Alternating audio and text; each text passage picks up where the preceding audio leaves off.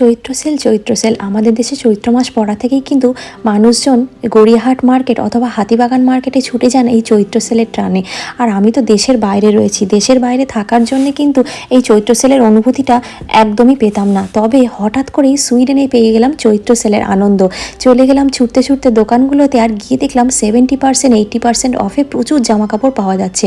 হাত ভরে জামা কাপড়, তার মধ্যে দেখলাম জুতো, ব্যাগ, জ্যাকেট সব কিছুর ওপরেই ছিল প্রচণ্ড ভালো ডিল। আর দেখলাম দোকানগুলোতে মানুষের প্রচণ্ড ভিড়, সবাই প্রচুর কেনাকাটা করতে ব্যস্ত। বিদেশে বসেই পেয়ে গেলাম দেশের অনুভূতি, একেবারে অন্যরকম লাগছিল আজকের দিনটা। হাত ভরে জামা কাপড় কিনে বিলের লাইনে দাঁড়িয়ে বিল করে কিন্তু ফিরে গেছিলাম বাড়িতে। তবে আপনারা কি ভাবছেন যে সুইডেনে কী করে চৈত্র সেল পেলাম, সেটা জানতে হলে কিন্তু অবশ্যই আজ আমার ডিটেল ব্লগটিতে চোখ রাখতে হবে।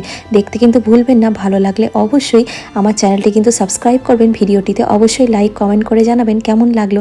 ভালো থাকবেন সবাই।